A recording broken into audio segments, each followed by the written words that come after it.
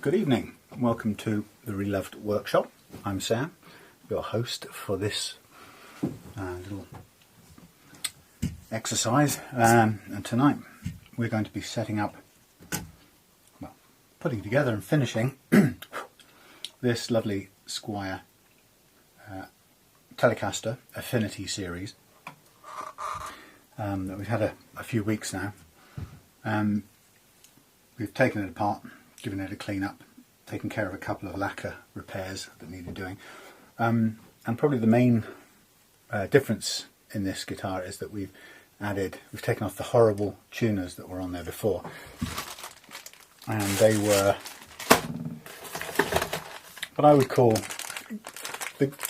good quality basic tuners. Now that doesn't mean they're good quality tuners, it means of the basic tuner type.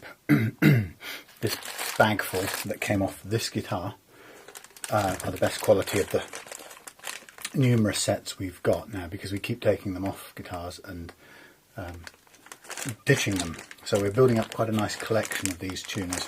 I don't know if you can see through here, but they're the sort of boxy shaped things which are pressed.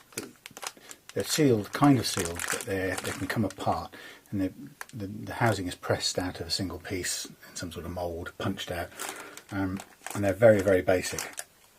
This set were reasonably good condition because they had firm action and they seemed to hold the tuning reasonably well, but nonetheless we still decided to change them out for our tuners of choice at the moment for Reloved Guitars, and those are the Wilkinson Easy Lock tuners, which have a couple of things to recommend them. First of all, they're these lovely little oval buttons. They're very direct feel, nothing loose on them at all. They got a nice solid feel.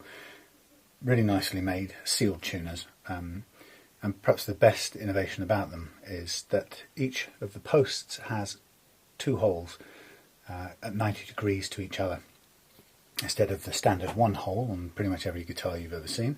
And the beauty about this is when you're stringing it, you pull the string through to its full extent through one hole, loop it round 90 degrees back through the other hole, pull it tight, yank it upwards, turn the tuner one or two turns until it's tight, and that's your tuning done, your stringing done.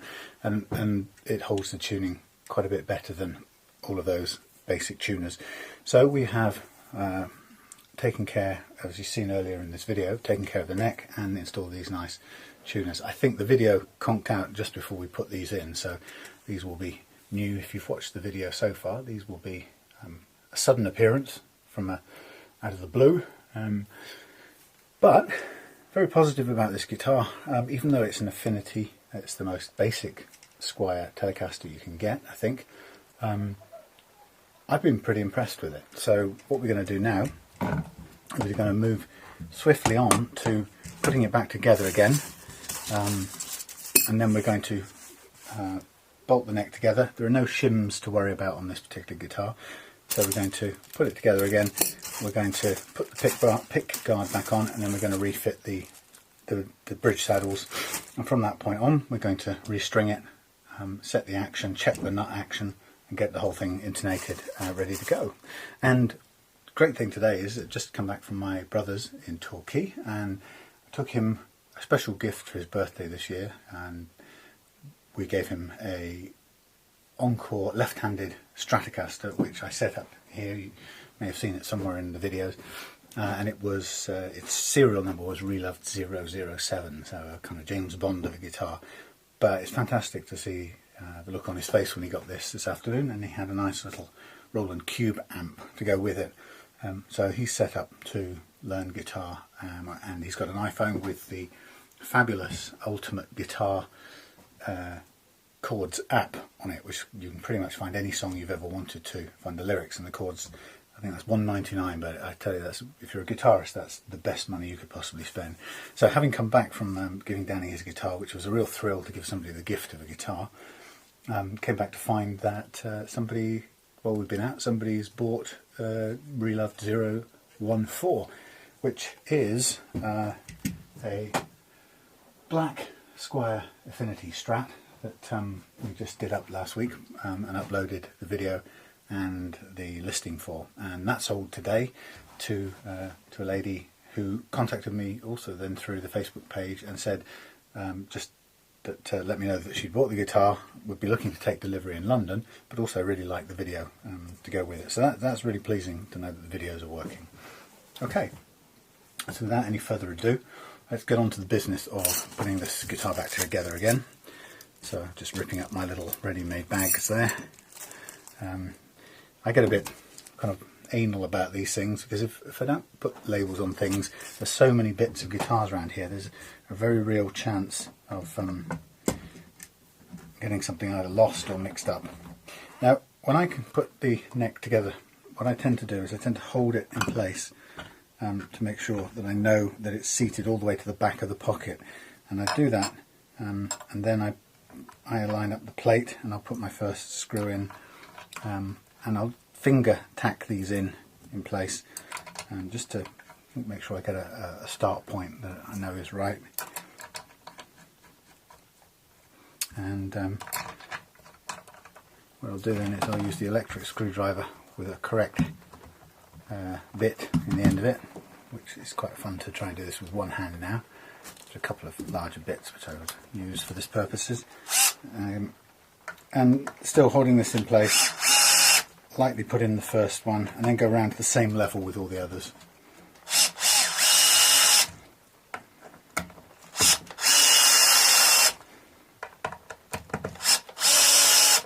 And what will happen is, as you do this, your plate will pretty much pull itself into place, but it's worth just making sure it's not miles off as you go down, because what you don't want is plate which is off position, way off position from where it was before.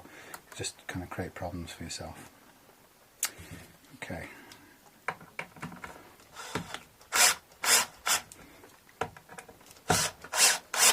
And that's pretty much on target all round.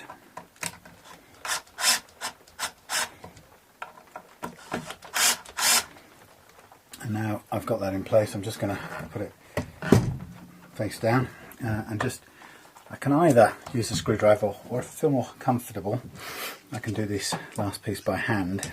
And it's quite good to do it by hand because you can feel how far you've gone in. These screwdrivers are pretty sophisticated in that they have a torque setting, effectively a torque setting, but you don't know quite what it is. You just know that on 10 it will start torquing, as in skipping at a certain force, a certain amount of force. So probably better to just do this by hand if you don't have an actual torque wrench handy. And actually, I don't know anybody who knows the actual torque settings for putting one of these things back together. I've never had a problem, as long as you don't overdo it. If you overdo it, you'll strip the thread in the neck. So there we are, neck reattached. We'd now go ahead and put on we'll replace the pick guard. And again, for doing this, we've cleaned it up, so it's quite nice condition. We'll just slot this back in, make sure it lines up nicely, which it does. It's fairly clean, it's been taken care of, and then we'll tip out our little set of pick guard screws. Now in here as well, we've got the tree string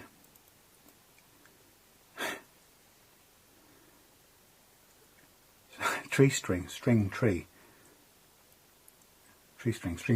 I get that wrong every time. The string tree that goes on the headstock, and we'll keep that separate for a minute. And again, with these are sophisticated. They're variable speed drills, so we can safely use these to put in screws, pick guard screws, without risking doing any damage.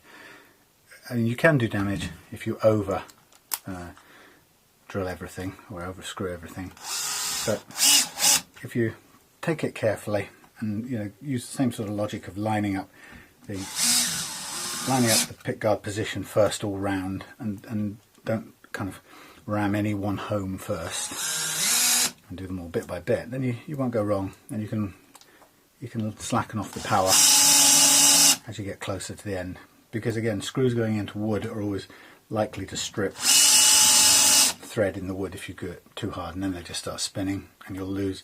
They won't fall out, but you tend to lose you lose a lot of the grip, and it potentially could fall out later, work itself loose. Okay, and interestingly, I've got a leftover screw here, and I don't know what it's from, but I think it may potentially, I think that's from one of the old tuners that I took off. It's certainly different from these pickguard screws.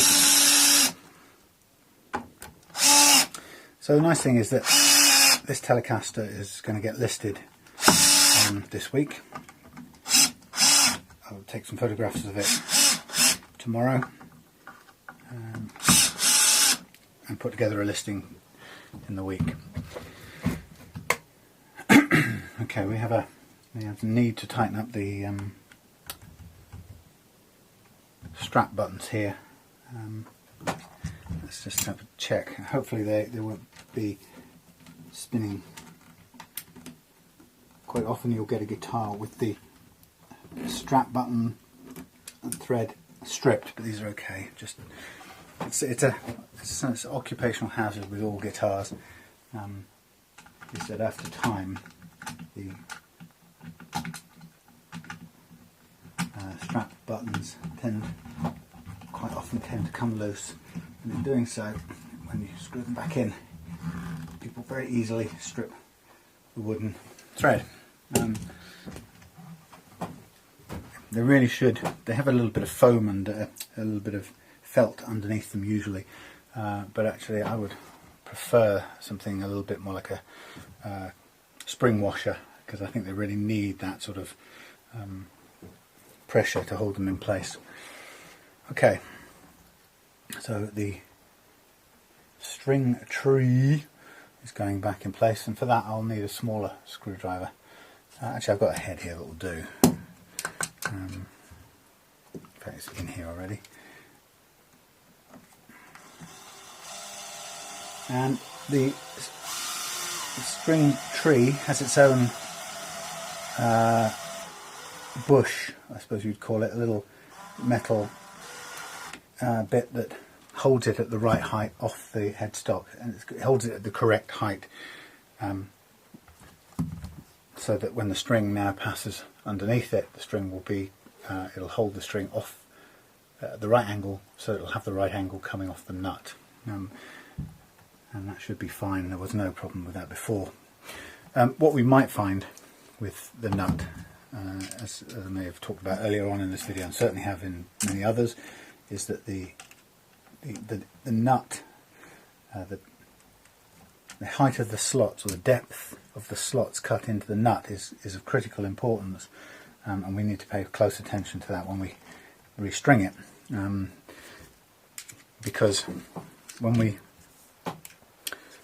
restring it, what we really want is for the strings to come over the nut and to be a certain very small distance above the first fret. What we don't want is the strings to be way off, miles, a couple of millimeters off the first fret.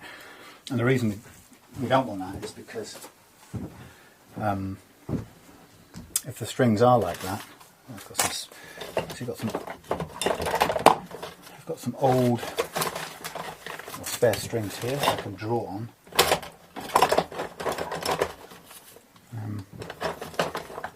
Get a marker pen.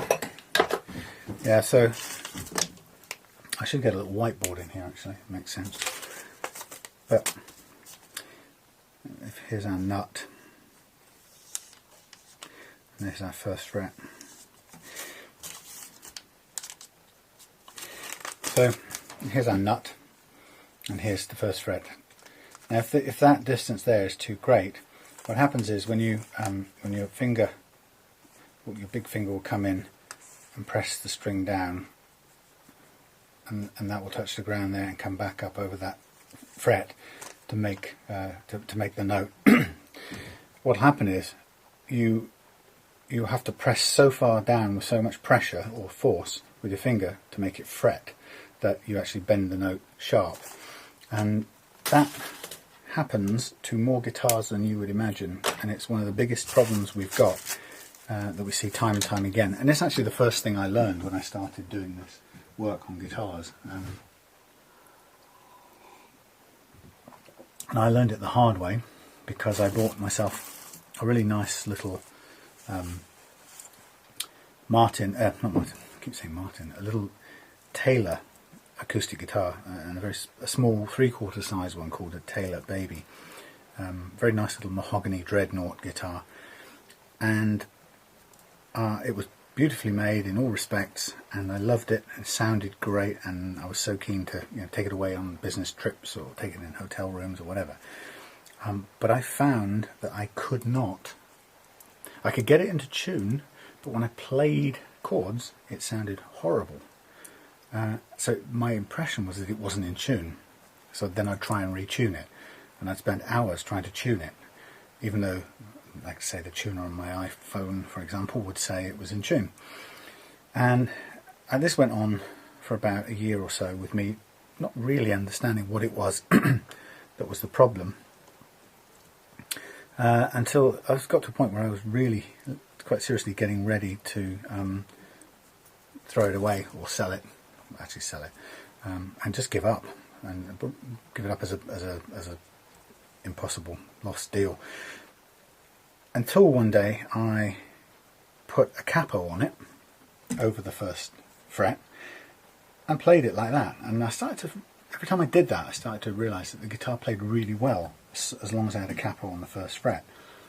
And then it struck me that what was I doing by putting a capo on the first fret? I was removing the nut from the equation. So whatever made it unplayable had to be something to do with the nut. And so what I looked was, when I put the capo on, I looked at the distance, the gap between what had now become the first fret and the string, and it was tiny compared to the gap here when I took the capo off, which was huge, millimetre or two. I put the capo back on, the gap between the string and the first fret height was tiny, and all the way up it was tiny. Take the capo off, massive height. And so I realised that it had to be something to do with the strings being that high and the effect it had on the tuning when you pressed them down. So I did some tests by tuning the it string to E, for example, seeing it on the tuner perfectly in tune, fretting there, and you'd think that would be an F, but it wasn't. It was an F with a few cents sharpness on it, so it was above an F, it was higher than an F, and it was higher than an F sharp, higher than a G, higher than an A flat, higher than an A, until about B, where it had gone back, and you could see the amount of out of tuneness decrease as you got to here, right? As the kind of distance away from this troublesome nut increased, the amount of out of tuneness, the sharpness of the fretted note decreased, till about here it was back to normal. So it told me that it had to be the result of the height of these strings. And I've since learned from researching that that is the case, but it's something I found out the hard way with the Taylor Baby. And once in that case I took the nut out, filed it right down from the back, little by little, until I got it to a playing action at the nut that I liked. Nowadays I don't do that so much. What I tend to do is adjust the slots themselves, so I don't have to knock out the nut and re-glue it and all that sort of stuff.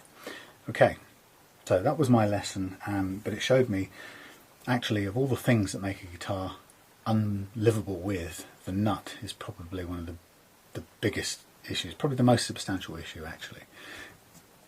That's because it also makes it unplayable. If the nut action is 1 or 2 millimeters here, it feels like a monster to play. So the nut is the first biggest problem. It's probably the what do you call it, the showstopper. The second issue, the second most important issue, is the unlevelness of the frets, the unevenness of the frets. So those two things together just have to be taken care of. Then you have some freedom to play with the action. You get you buy yourself some leeway with the action when you take care of those two things. So that's what our setups do. That's what we've done with this Telecaster. And while I've been talking, I happen to have noticed that I am slightly, somehow, rather short on parts for this guitar, which is a bit disheartening. Remember I was telling you about putting things neatly in little bags so you don't lose them? Well, the reality is, I'm slightly ashamed to say, I have lost some parts along the way, and I'm going to have to I'm going to have to try and make up some. I think this is okay actually, these are the right ones, but I'm still some springs short. So I've got 5 springs. Is it 5 or 6? Is that 2 together? No, it's 5. So I am a bleeding spring short. I've got, let's just check that these fit. Okay, I've got the screws. I am now 1 spring short. If the worst comes to the worst, I will use a replacement that isn't the same style, but that looks a little bit different from the others, but it won't affect its performance, but I'd kind of rather not do that. So I'm going to have a little poke around it here quickly to see if I can see anything that okay, no, I don't want to do that. That's a spare one because I've junked the guitar that this was attached to, so there are a whole set here if I need it, but I'd much prefer to find a spare one. And what I'm also going to do, by the way, is I've got some felt inserts here. I'm going to do a double check at the end of this on these. I'm not entirely convinced about the stability of these strap buttons, so since I do have these spare and they do have the felt to provide an extra level of kind of grip, I may well replace these with those felt ones. So I know I've got a spare set of springs in there, but I'd much rather there was one kicking around in here, but I have a feeling I might be just on the slightly hopeful side if I think I'm going to stumble across it. There's lots of little bits, and this tray does need probably a kind of thorough sort through, and actually the hope of finding one of those tiny little springs right this second in this box is probably somewhat remote, unless I can see it jump out in front of me right now. Then what I'm going to be forced to do is to take one off here, which again is not the it's not by no means the end of the world, because we have the whole set. And in fact I bought this complete set, which, sorry, you're hearing my stream of consciousness thought process here. Since I bought that complete set, it follows that I also have the 5 left over. A set of 5 I do have. I just have to find where they are. It's not those.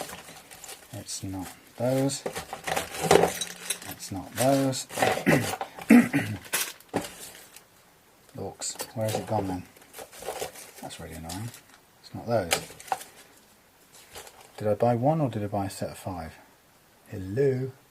I'm sure I bought a set of 5. So it's not those. It's these. I do have them.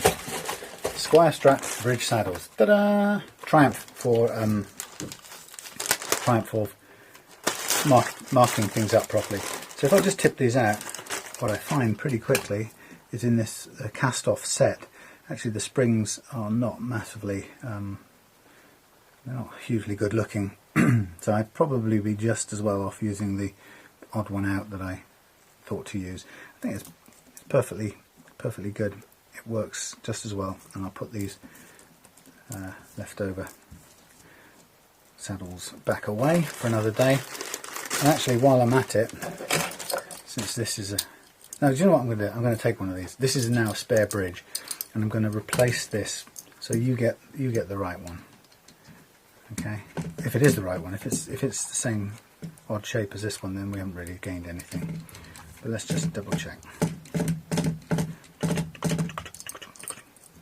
What kind of spring have we got here?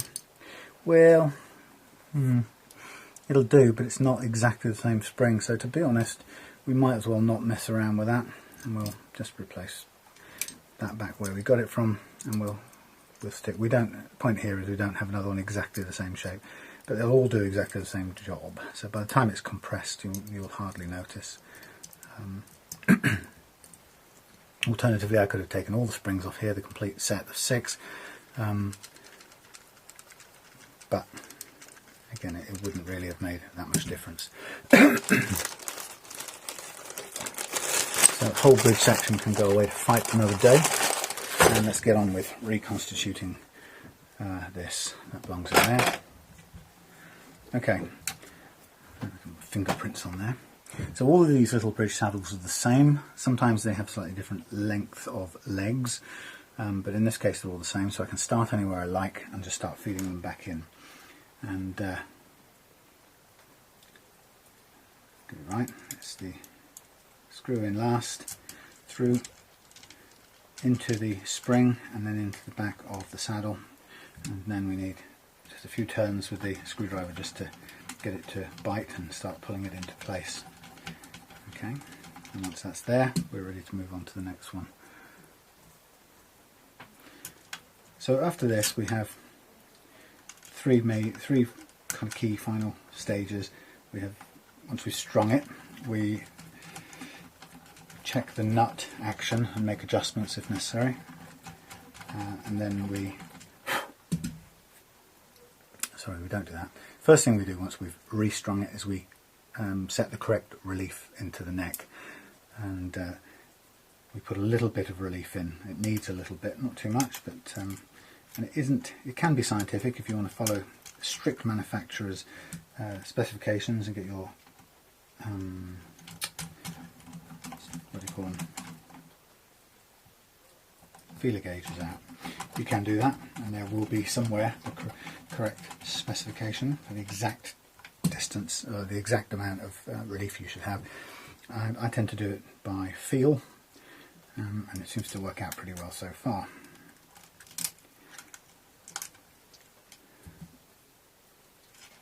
Now,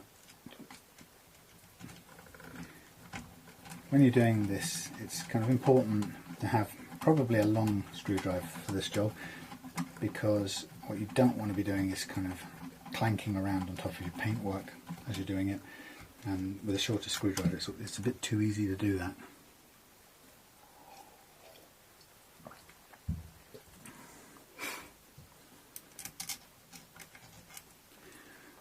Okay.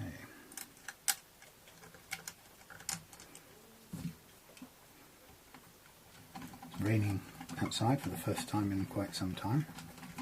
So I think it's August the 10th. I think we can be fairly confident that summer will eventually end. I love the summer, I love the spring, and it's such a shame when it comes to an end, but it has to.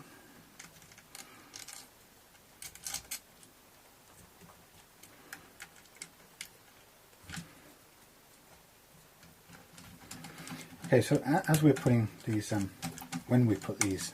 we're putting these bridge saddles back in place, what we can be sure of is that we are not putting them back correctly and in the right position to have good intonation. So we can be pretty certain that we're going to need to do quite a bit of adjustment to these to get intonation correct. So do not expect, there's nothing random about putting them back in place that would mean you're likely to end up with the correct intonation, so don't expect it. Okay, we have all 6 saddles in place, we have tuners in place, we have nice nut ready to be checked. So to that end we can dig out our full set of strings, get ready with what we need for that. So we need a string winder, we need a cutter, but remember this is going to be theoretically an easier job because we've got these lovely Wilkinson tuners, easy lock tuners that make the job quite that much easier. So here we go, start with our bottom end 42, and we go through the body,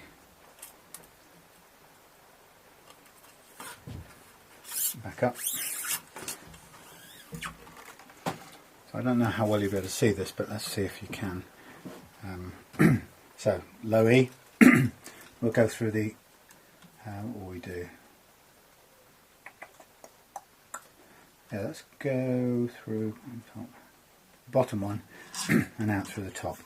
So through the bottom hole, and you notice I'm pulling it sort of reasonably taut, not really tight, but not a lot of slack in there, and then back through 90 degrees, right, holding this one so it doesn't bellow out, through 90, pull it tight, pull it up. Okay, now we've got a string pulling upwards and there's only that much left that needs tightening. I get my winder on it, turn it the correct direction, and then within seconds we're done. That's all the tuning you're ever going to need to do, all the winding you ever need to do with that. Cut the excess off. So you can see straight away this string, these tuners are a real user-friendly item, and you know, it's not just the ease of putting your strings on that this is all about. These are absolutely about the stability of tuning, which we've found is quite a bit improved. Now, it's not locking tuners as in some manufacturers' designs with lots of little screw threads and whatnot, grub screws or whatever. This is locking tuners as in really straightforward. They're not going to slip because they are doubled back at a 90 degrees on themselves. Okay, so you can see how quick those are going on, and absolutely very little excess stuff wrapped around the pegs. So you haven't got this great big bird's nest of string that can gradually compress or tighten up as time goes by, which is probably where a lot of your detuning comes from. Again, I'm going through the bottom,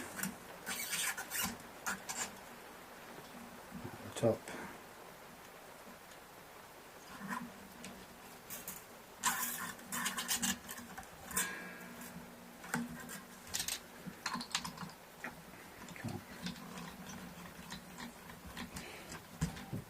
So as you can see, first job is just to get the strings on, and we'll do that because then by doing that we'll put the neck under load, and once that neck is under load we are then in a position to check the neck relief and adjust it to what we want.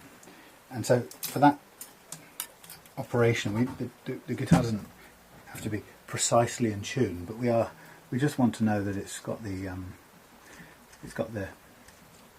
approximate pressure of the fully strung guitar on it, so that it's pulling the neck, it's putting all the full load on the neck, so that when we then set the relief using the truss rod, we know that it's in normal playing conditions in terms of the load that the strings are putting on the neck.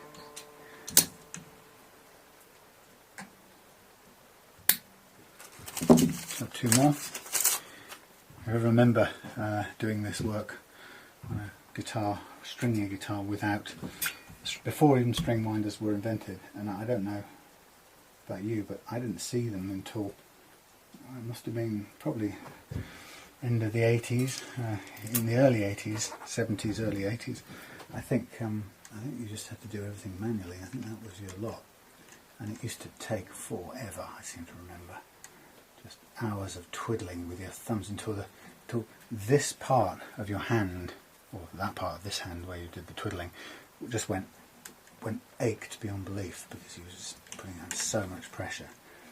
Now this B string I'm tucking under the string tree because that's where it's going to live from now onwards. That's going to ensure it's at the correct angle over the nut. And the same will now happen with the high E when I put that on. And then they'll all be in place. As you all know, once you've strung the guitar, you want to give the strings a fairly firm but not sharp tugging, just to pull out any stretch that exists in them because they're brand new, and there will usually be some degree of stretch, and it's good to just take that out with a tug or two. And with these easy lock tuners at work, it shouldn't take too many pulls to pull out all the inherent slack or stretch out of the tuners, out of the strings.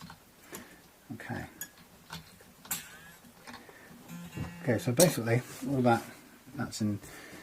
I'm just going to cut this last bit of excess wire off. I did this without looking carefully the other day and cut the string, which was really a pain. It cost me effectively a set of strings. for not looking. Okay, right, let's just pull back up here a bit. So we're in a position where we've strung the guitar, and now I'm just going to pull a bit of tension and take some slack out of them. I'm not going to do it too hard. You can, if you're really clumsy here, you can break a string fairly easily. Like these, the heights of these strings are all set at different levels, so that's going to need taken care of. But I'm going to just take a reference string off here.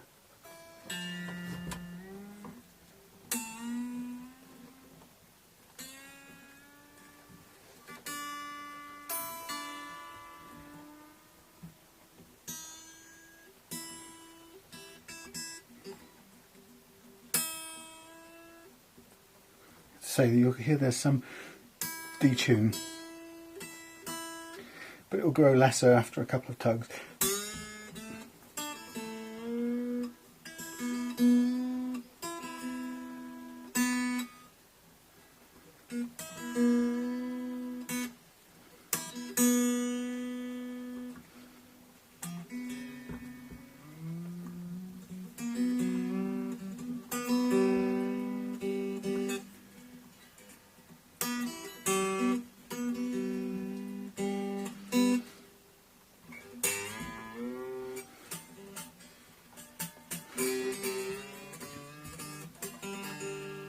Right, this isn't going to give me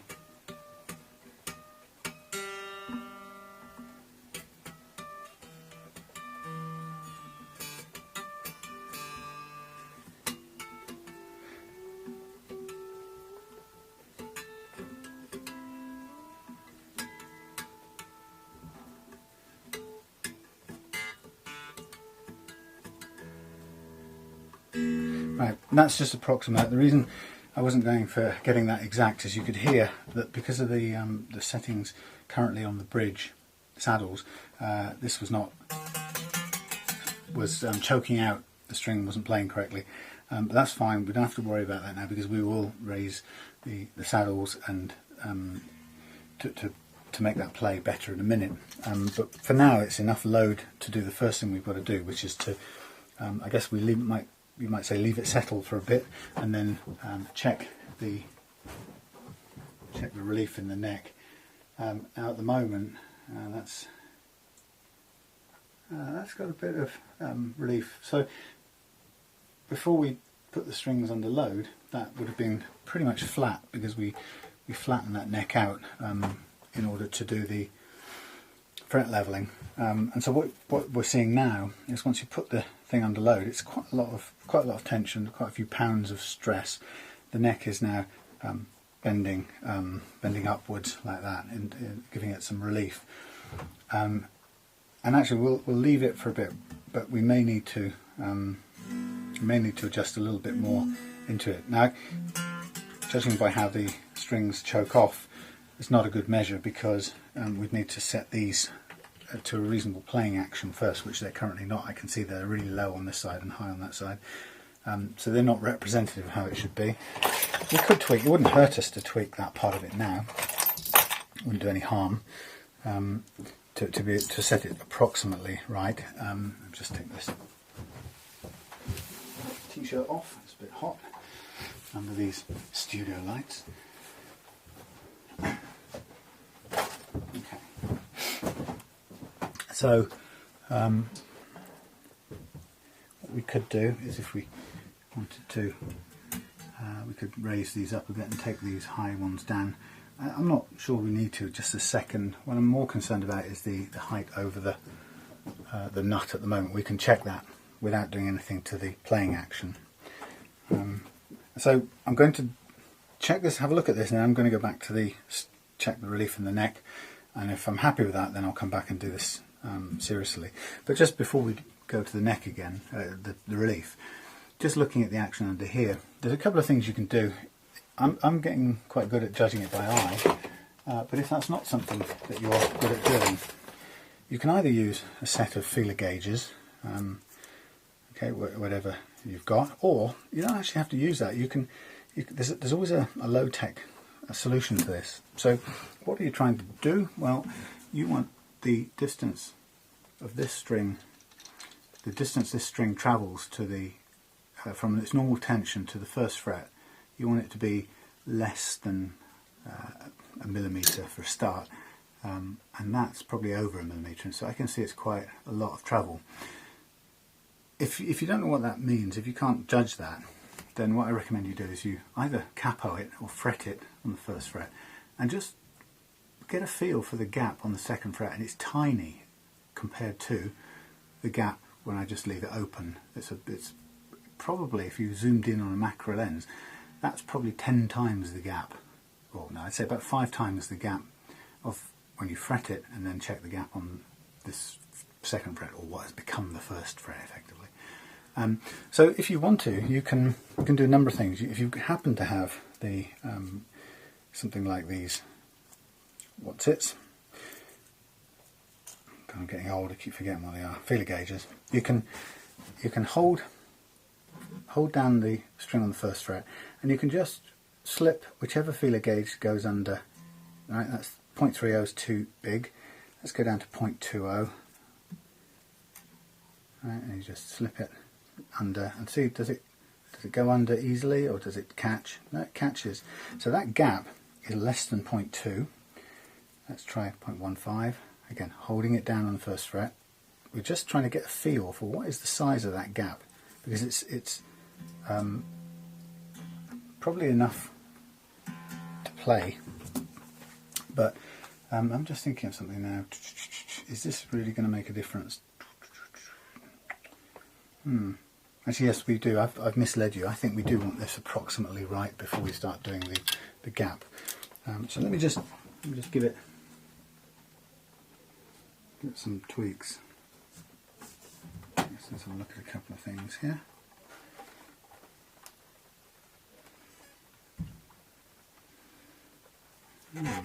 Interesting.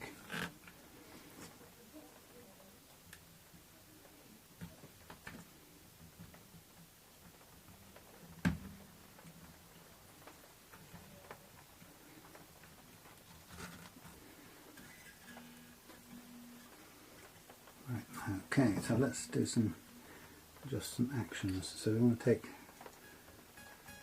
this one down a little bit. Again, it's quite hit and miss for now. It's not an exact science at this point. We'll adjust this in detail later. But we want to lift it up to what looks like a reasonable playing action, and then set the strings at a sort of height, or set the saddles at a level which, as they go across, mimics the radius of the fingerboard, which in this case is quite flat, relatively flat compared to, I think, even a Stratocaster. I think it's a bit flatter than that. But it means that you're going to get higher, the action's going to get higher in the centre as you get towards the centre, because the radius of the fingerboard goes that way too. So you'd expect string action to get higher. So I'm just going to wind it up to what feels like a good height following the radius of the fingerboard, and then make sure that the one next to it is about right, and then come down with the other two on the other side. For me personally, I find that a really good way of judging this is to look at the shadow, the distance between the string and its shadow on the fret. That's quite a good indicator. I'm noticing on this guitar something I haven't noticed before, is that the bridge, position of the bridge is slightly off centre of the neck, and that's probably a kind of factory issue. There's no play in the neck for it to move in any direction, and it's absolutely snug in its pocket. But what we find is the strings come towards the top end of the fingerboard here, which is fine because you would never be playing these top notes, you're certainly not bending them. But it's something that's noticeable actually. Right, okay. So I've got a reasonable action all the way across for a minute. I'm just going to check the curve in the neck again, the relief. Get that in the light. It's quite substantial. It's noticeable. So then a way of checking is you can fret the first fret, fret the last fret, and you're kind of evaluating the gap. There needs to be a gap. If there's no gap at all, you haven't got enough relief. If there's too much gap, you've not got it. You've got too much relief. You need to take some out. And if there's none at all, your neck is convex, and you need to put relief in, put some bend in it. But that's about right for now. So I'm going to concentrate back on this nut height end.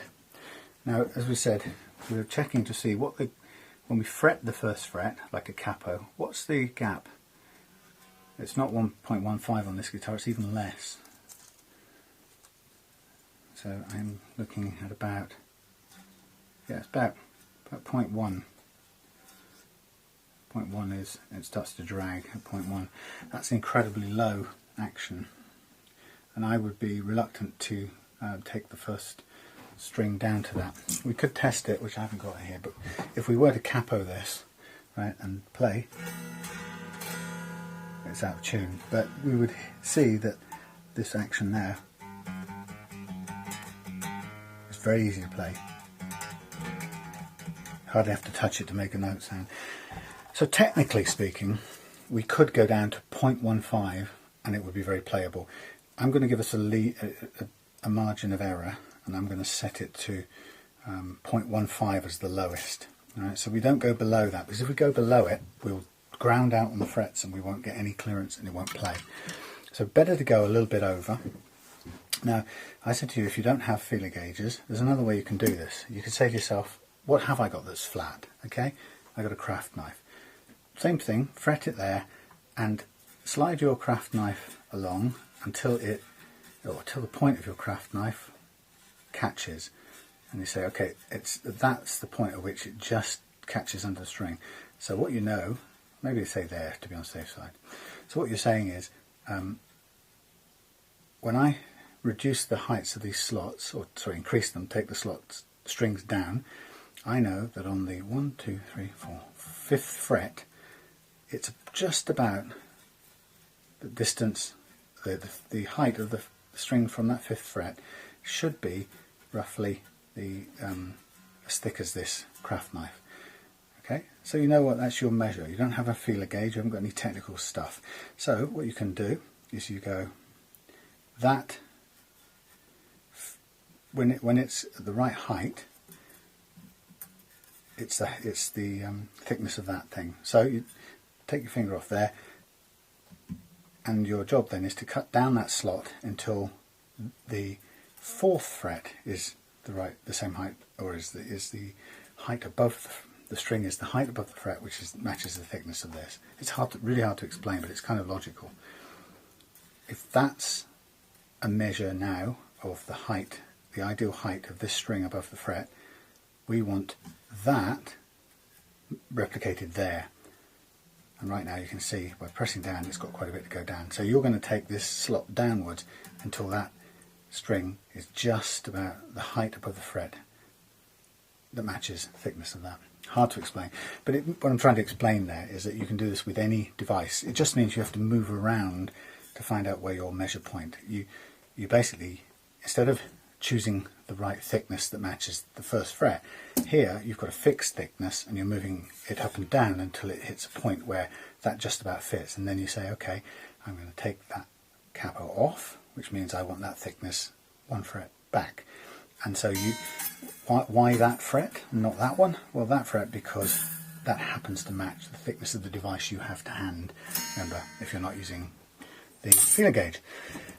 But as it happens, we have one, and we know that we want 0.15 is kind of thick. It clearly stops and drags and gets caught under there, so we're looking for that gap there.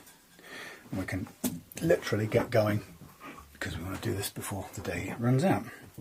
Now, to do this job, I'm going to need my special eyes on, and I'm going to support the neck a little bit with something which is gone and run away, but I'll use a block instead. That'll do. Nicely supported on the tuner. And what we're going to do is, we know we're looking for this height at the first fret, and we know, we can see from the shadow, we can see from pressing down that we've got quite a bit of distance to take away. So we slacken off this string, pull it off to the side, and we choose from our little files the correct file for this slot. And I'm going to choose this biggest of my 6 files, and I'm just going to start cutting away at that slot. And it's cutting into plastic, so it's quite easy to do. Careful that I don't cut the wood, and make sure I keep this one out so I know which one I'm using for the next time.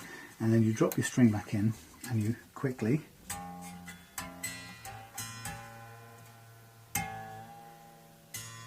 tune up to where you were before, and you can check the gap now. Is it catching? No, still going through easy. Right, we take a bit more away. Now that's pretty much all you're going to do until it starts to catch and you know you've got it down to the optimal height that you wanted. Now remember, with these things, you can always take a bit more away. You cannot add some more. Well, you can actually, but we'll have to go through a complete emergency process if we do that. But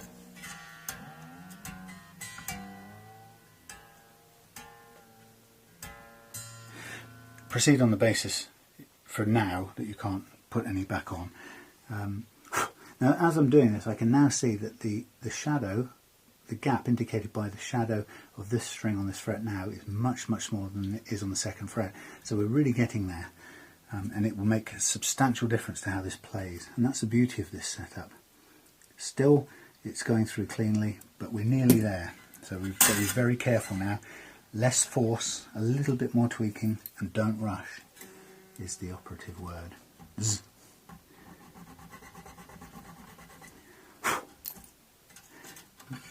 Caution. Patience, caution. And straight away, when you're doing this, you can just put your fingers on it and go, wow, grounding out on the fret beautifully. Go to the next one, that's quite a push. I can see why that would make my string go sharp. In fact, I can see it. I wish you could see the close-up, but to make that touch the fret, I can see a great big bend in the string. It goes to a V point in the middle. And this one, it doesn't even bend the string before it touches the fret. And that's the secret of this, okay? So I'm going to put my feeler gauge under here, and to me, still a tiny bit more we can take. If we trust our judgment with the feeler gauge, and if we know that the feeler gauge is set with a little margin of error so that we're really not going to overcook it, we've been really careful, we've erred conservatively, right? We can do this to the exact point. Now I'm going to be stopping there because I like the look of this. Now what's nice about this is, having got this first one to where I want it, I'm confident to actually do the next one almost by sight, because I can see visually when this thing approaches the same height off the fret as the previous one, because now I've got a measured marker or start point. I can now do the second one almost by eye. But if you want to do the same job with this, same thing applies. It's the same distance. Now I'm going to switch to my second thickest, effectively my A string file. And by the way, if you've never, can't really see what I'm doing here, these are £5 worth of welding nozzle cleaners with little serrated edges down this 1 inch of kind of file length. And these things cost about £5 compared to £150 worth of technical saws or files that you would need if you were buying them from the guitar luthier shop. So this works perfectly well. A bit fiddly, but I'd rather spend £5 than 150, if that's okay. Maybe in the future I'll spend 150, but right now this is perfectly good, and it really does the job. Okay, so always on the side of do more cuts, more small cuts,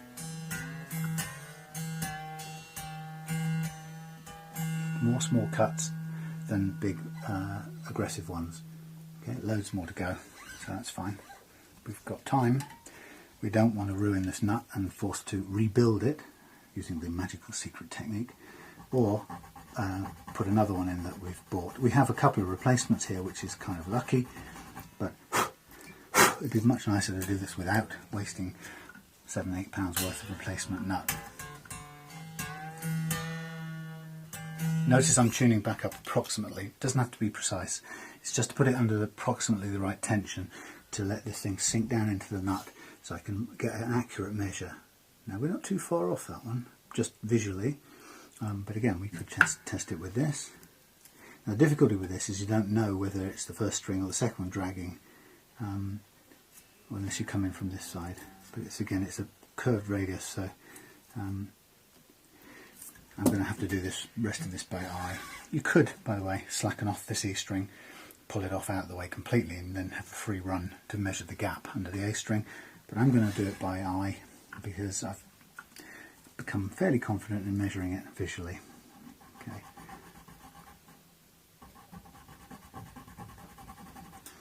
Okay. Now it does build up some plastic dust in the inside of here, which you'll want to tidy up at the end.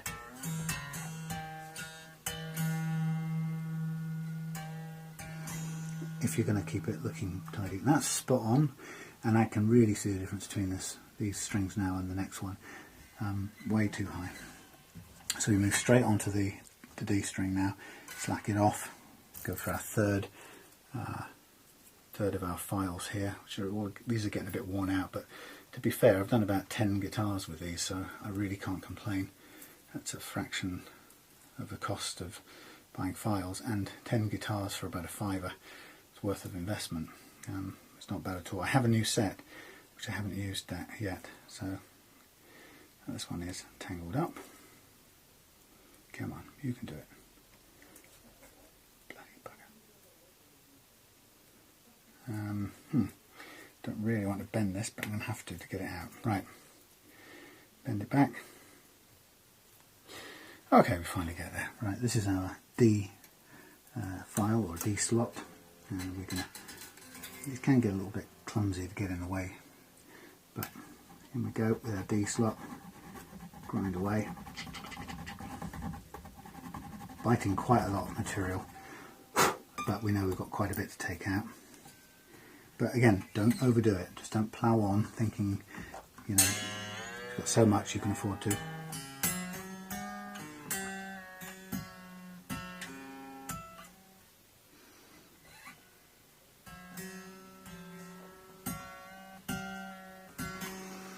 Right, loads more to go still, that's good.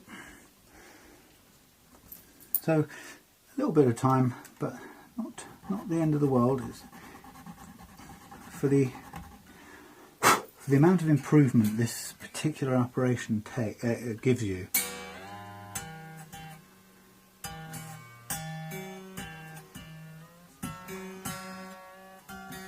The amount of improvement it gives you, this is a tiny investment. It seems a long time. Everybody who's come and bought one of these guitars has so far picked it up and said something like, "Good God, what an action!" And that action really all originates from this nut. So it's this piece of work.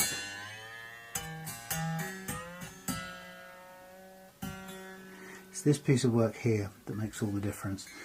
So we're definitely worth taking the time to get it right. You know, and compared to maybe the years you might be playing this guitar and enjoying it, this is a small investment to make for all of that. Ease of playing and satisfaction.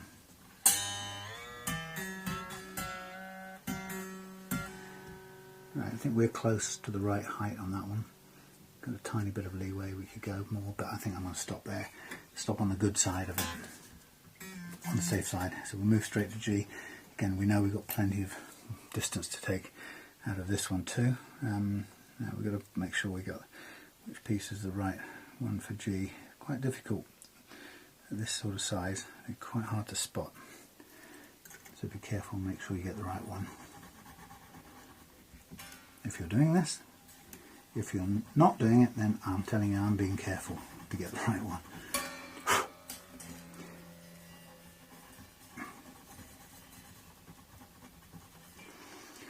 This one's proven quite hard to cut. Maybe the blade or the cutting edge isn't so great on that thing anymore, but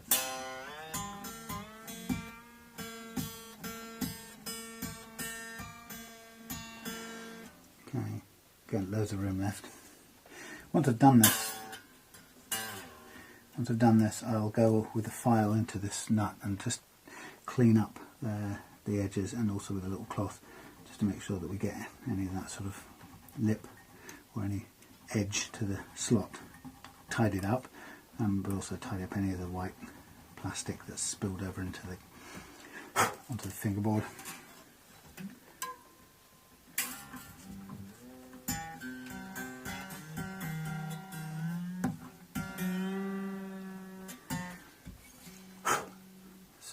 Some more distance to go.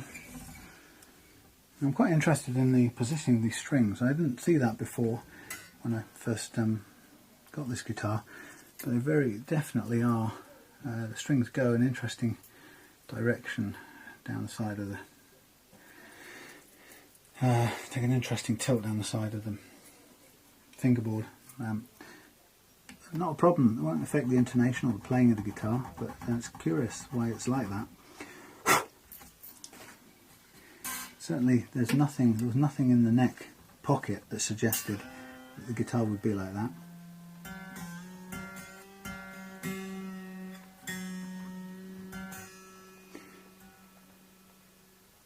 Tiny bit more.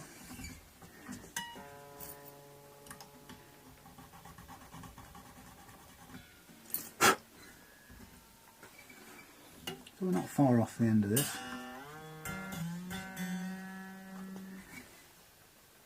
Yeah, I'm going to stop there. That's good. And this really is the bit that makes the difference. I love this part of it. I really do. It's so satisfying. And of course, if you get it wrong and you overcook it, or overcut it, I should say, what happens? Have I got the right piece here? I have a feeling I might have used the right back to front pieces. Damn it! That'd be a big haul.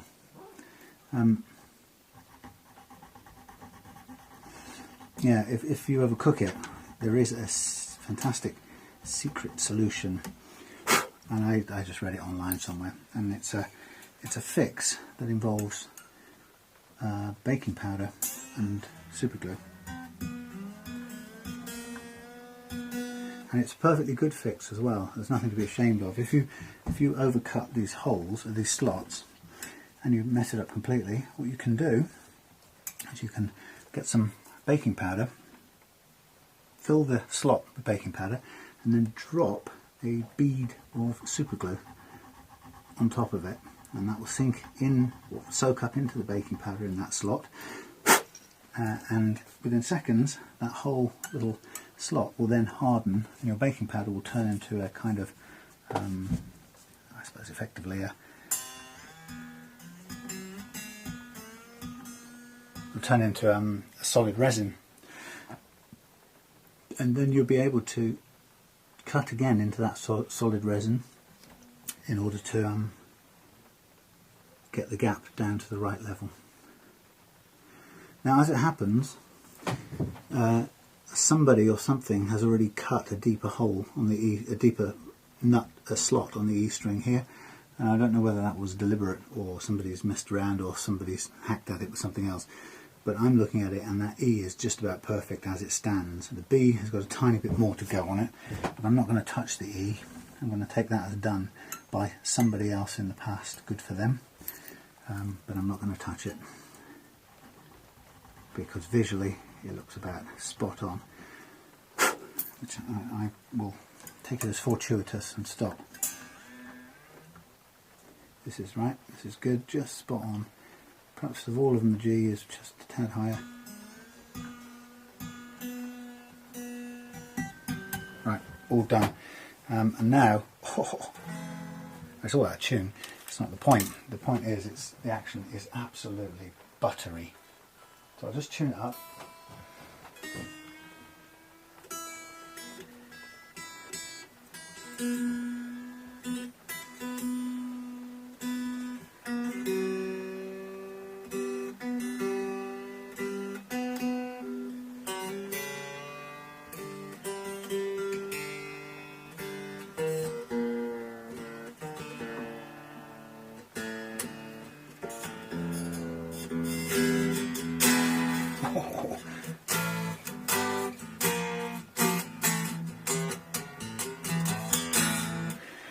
That is like an unbelievable action. I keep saying that every time. I sound like somebody bragging about their own work, but I mean it's just so low. It's hard to believe it's so low. Right, before we move on to the next bit, which will be setting the action at the bridge end more accurately, I'm just going to whiz in here with a little square file. Actually, I don't want a square file. I think I'll go in with a little flat file. And I just want to slack all these strings off again. It seems a bit of a weird thing to do, having just tighten them all up, but I'm going to slacken them all off the edge because I just want to whiz into that gap with the file and just clean up just the edges where I've done some what would you call it? You know, whatever I've just done, nut slots, and I don't want to damage the strings or anything. So it's very delicate, and just taking the little furry bits off the edge with the file. That's tidy already. Okay, I'll put these three back on before I go and do from the other side. I don't want too many dangling strings or the neck relieving all the pressure off it. So that's tidy. And then I'll go and tune again from scratch, of course, which will be okay. Come up from scratch.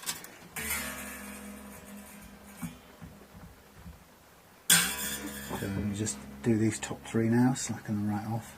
Could be using the string winder to do this a bit quicker, but it's okay.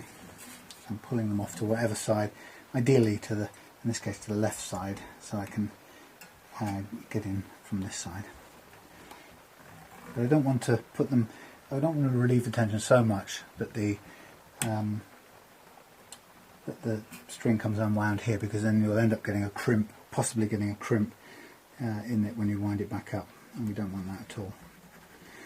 Again, just taking the little cut edge off this, not affecting the slot in any way, just taking off any ragged bit. We could, if we wanted, because we've lowered the nut slot action or the nut action so much, you could lower the whole top part of the nut as well. If it sticks up so much that it upsets your sensibilities, there's no reason why we couldn't go and gently reshape the top of this nut. But to me it doesn't look at all ugly, it's fine. Your strings are seated quite deeply in there, as they should, because we've now got a good action. And I don't think we need to reshape that. There's been occasions where it's been so great that you want to kind of come up the sides and make a tidier looking nut.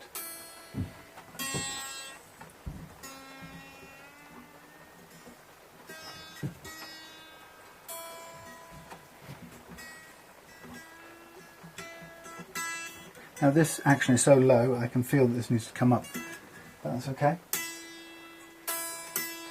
That's where our next stage, you see, bring the bridge action up.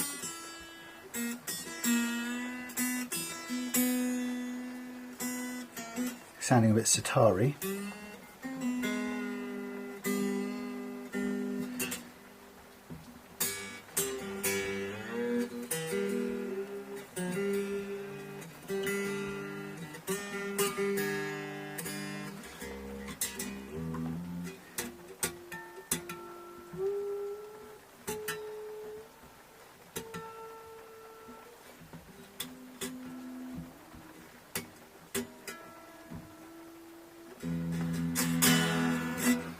I'll give it a few more tugs. We're now getting into the stage where the strings are going to sort of bed in, and this is going to be their final position, if you like.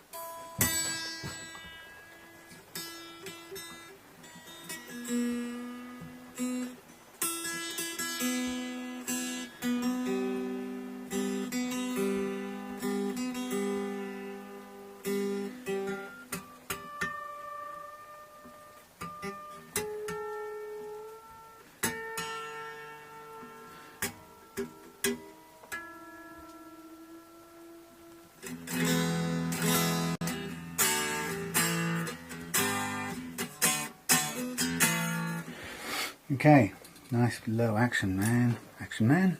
Right, so I feel that the action down here is, it's incredibly low, but it's a tiny bit lower than I probably like. It's just that, nothing wrong with it except that it's like it's not even there. But for my ears, it's a tiny bit, so it's got a little bit of buzz, not buzz as such, but it's a tiny bit sitar-like. So I can afford to put in a very, very small amount of height back into the action here, and a couple of turns, well not even a couple of turns, about one turn on the height here, and I'm going to go correspondingly another tiny turn on the B string as well, just to lift that up a bit, sympathetic to the E, and then let's have a listen. This will make it go sharp, of course.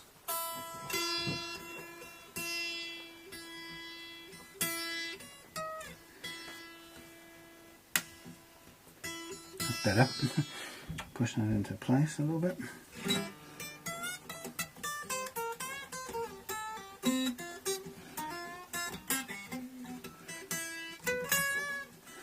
It's still an incredibly low action, whichever way you look at it. So I'm going to afford myself again a little bit more return up here. And what I'm going to do is just get it so it sounds a mixture of feeling right and sounding right.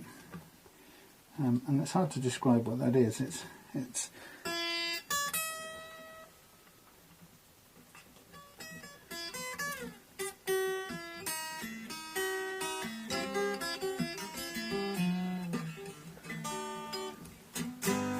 no, it's not going to be in tune, that's for sure.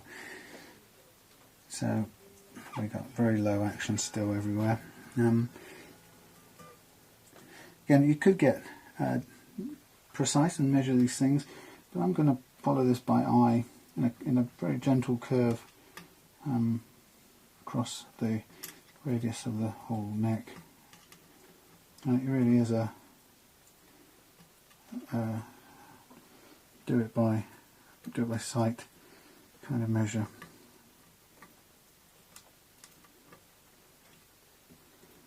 Let's see what we've got. Again, retune because that will have slacked it all off.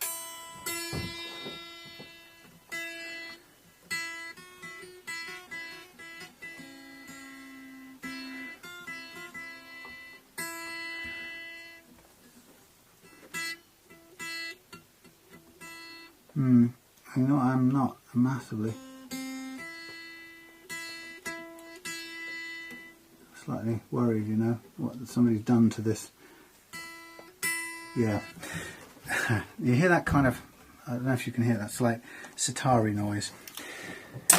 That's because whoever had this guitar before has cut a slot in the E position on here that is not correct, and it's too big for the string, and what it's doing is it's causing some horrible vibration right at this end, and I found that out. The way I determined that is by sticking my fingernail right in that end to stop the vibration happening, and it stopped it. So I know that gap is the slot is wrong. Now what I'm going to try and do is I'm going to try and put an extra little slot right at the bottom of it.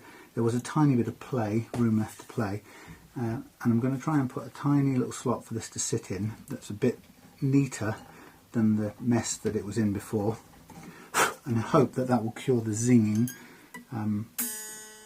Yeah, feels like it has actually, without going too low. And if it had gone too low, then what I would have done is used the baking soda and super glue.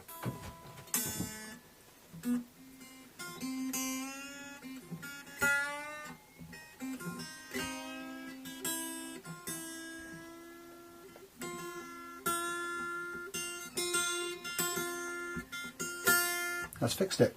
Good.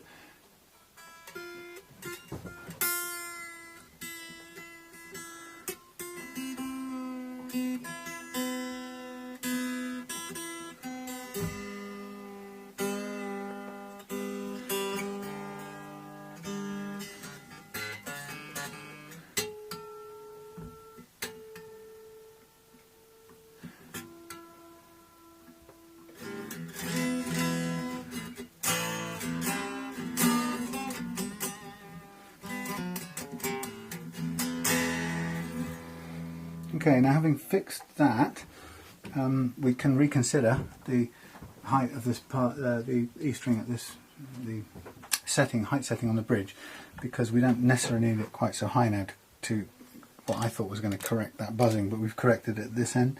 So I'm just going to look and see.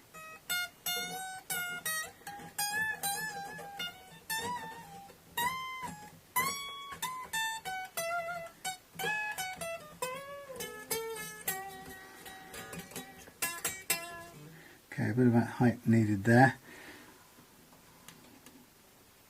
Quite low. A couple of turns on that string. Again, it will put it out of tune. But that's the way it goes. We'll be slightly sharp again, and we'll.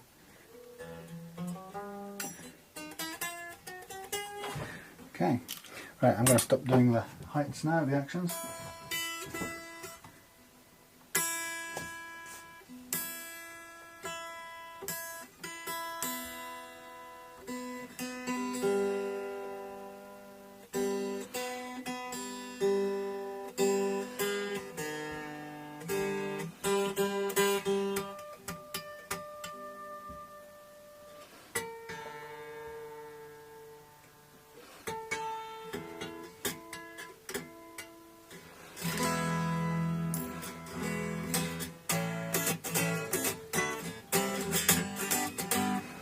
Beauty.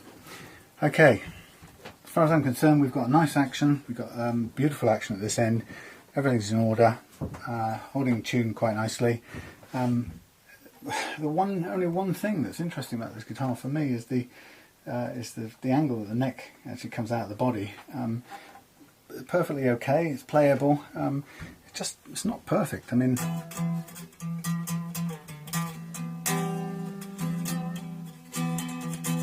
what you don't, it's just unusually close to this edge, and you've got a lot of room down here.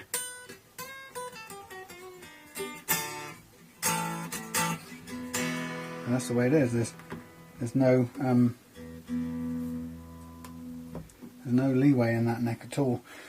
There's no shims. I mean, potentially we could put a shim in, but let's have a look. What do we do if we put a shim in? We bump it. It's not the problem. It's the actual position of this far end. Yeah, a shim wouldn't change that. So we're going to have to live with that the way it is. Okay, so final part of this game now is going to be setting the intonation. And I'm just going to move some leftover strings out of the way. And let's get a lead down. We'll be fairly quick about this because it's quite late now. But it's the last job, apart from giving it a good clean up. Now we've put plenty of fingerprints on it. And to do this, I'm going to use the little Roland cube amplifier, and you'll be able to see it because I'll plonk it right here in the field of vision. I'll need a screwdriver with hopefully a long shaft, and I will also need my phone set to airplane mode, and what we'll do is we'll put the tuner on here so that you can probably see it playing, and we'll switch the amp on, set a clean tone.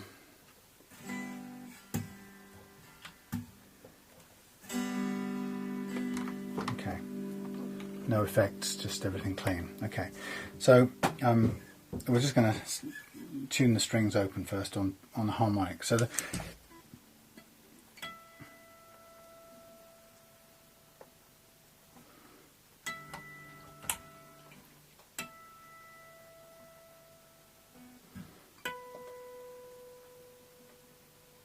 roughly.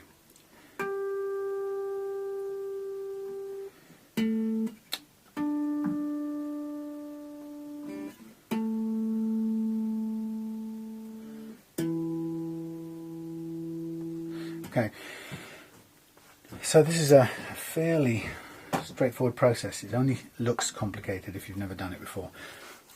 So the issue here, what we're trying to do is we're trying to get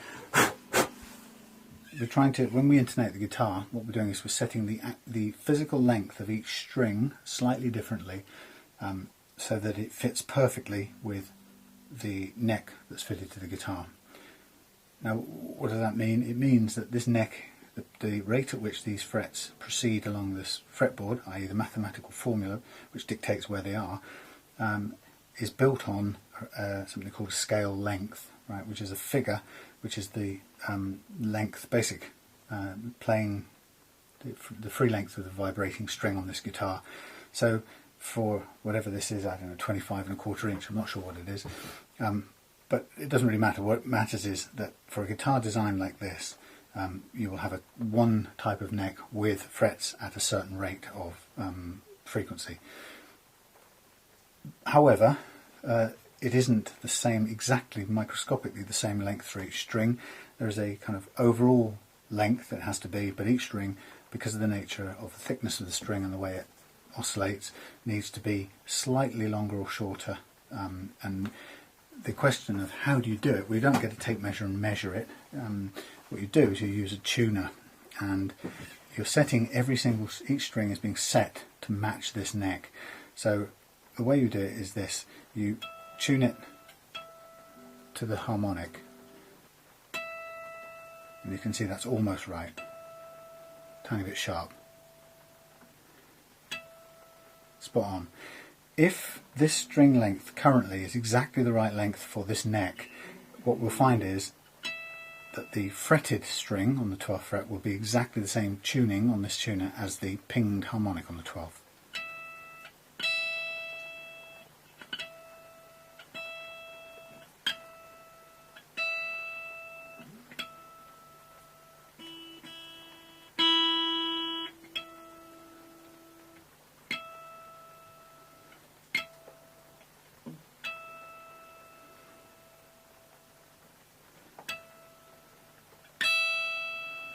It's pretty close.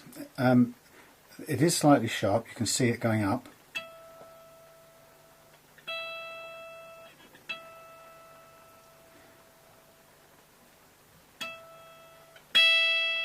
But that is microscopic. That is about bang on, just by luck. Okay, we'll go to the other strings and you'll see how it can vary.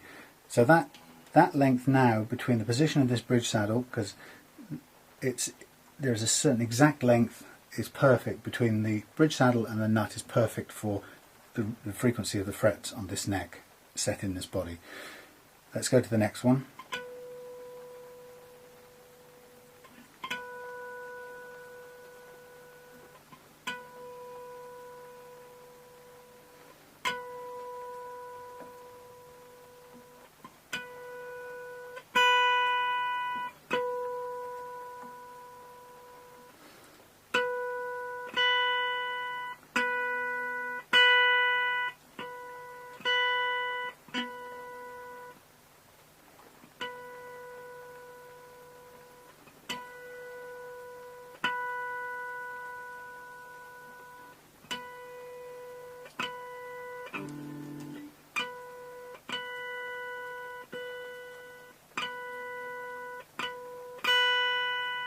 Tiny bit sharp, just for, I think it's in the right position. I think we'll leave that one.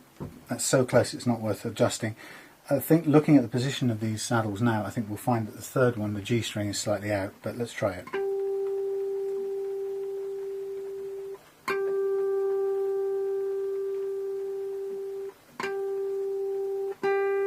There you go. You could tell that by looking at the position of the saddles, but what you're seeing is in tune on the pinged harmonic on the 12th, and then fretted,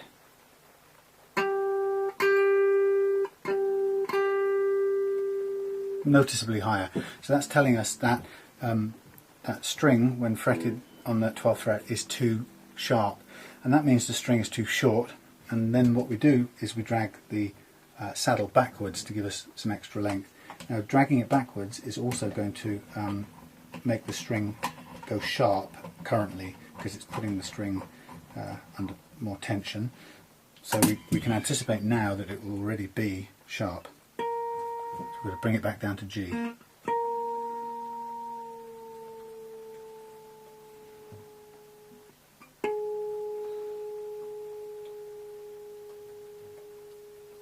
and then start the process again.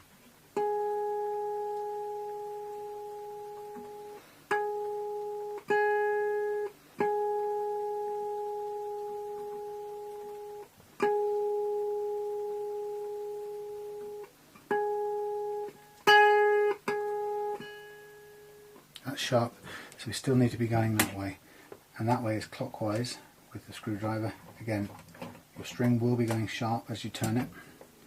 Bring it back to G.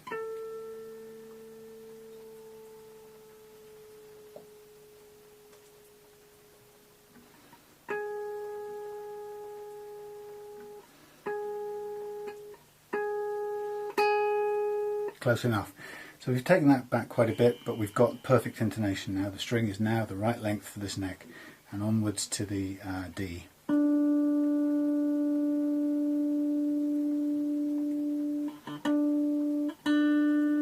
Considerably sharp, so we're going to crank this one back quite a bit. I can see that it's got quite a long way to go. You can hear it tightening up. Might even have further to go than this.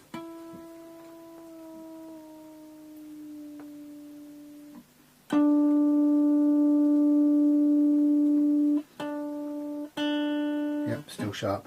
Again, clockwise, tighten or pull the bridge back to increase the length of the string, which will sharpen the string right now.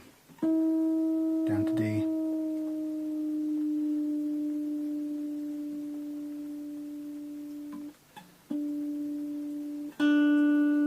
It's good, spot on. A.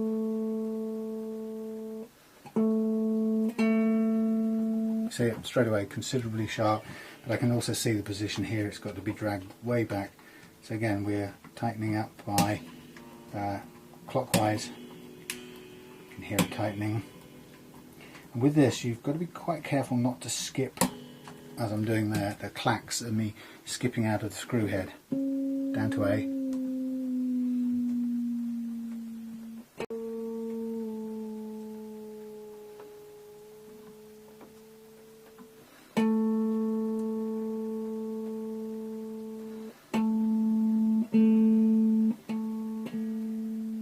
Tiny bit sharp.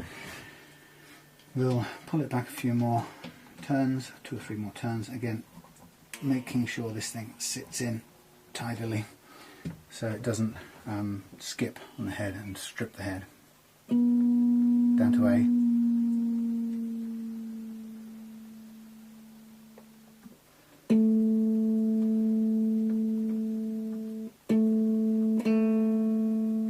Good enough.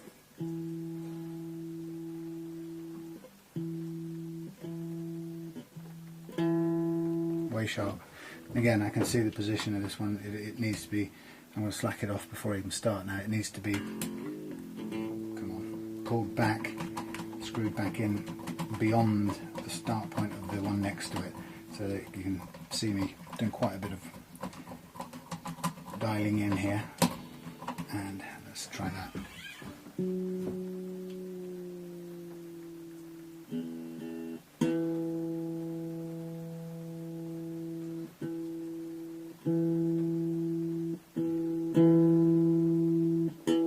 Sharp.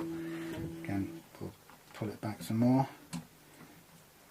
If it's sharp, the string needs to be longer. For the string to be longer, you have to pull the saddle that way, which to begin with tightens it up. So go back to an E.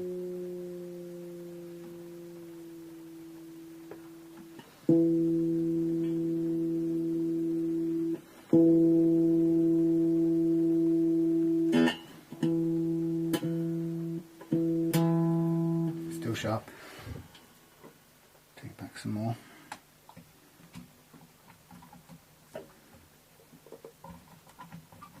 Oh, going the wrong way. Bloody idiot.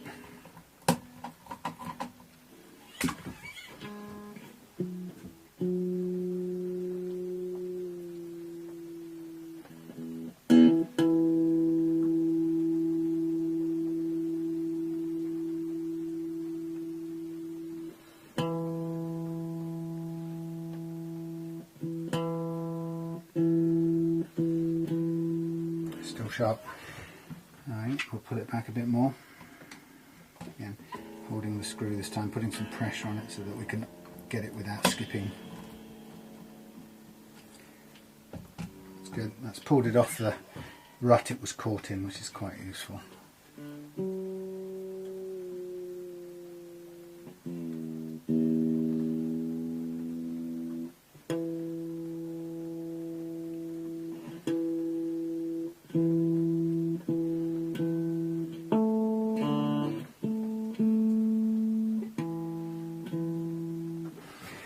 Stubborn, this one, it's still a bit sharp, so we'll wind it out some more. Now it's protesting a little bit because it doesn't want to go any further.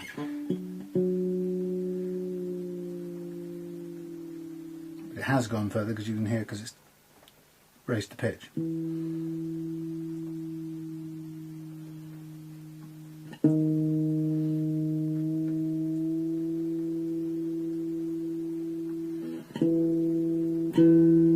Good enough. Stop there while the going is good. So, it's not too bad. Let's have a look. Now let's go for a straightforward tuning now while we're plugged in.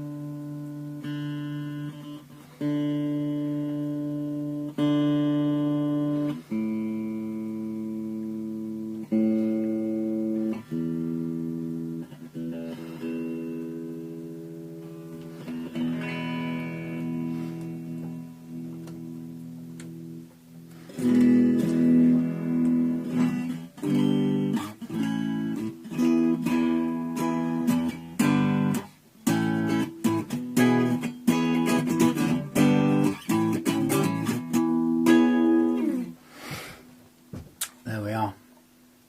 That's it, intonated.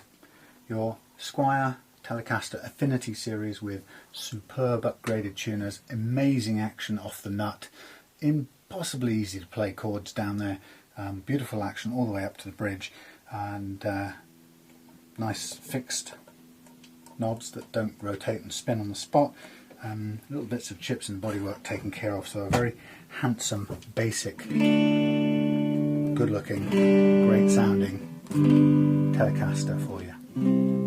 And thanks for sticking with me for the last hour and a half.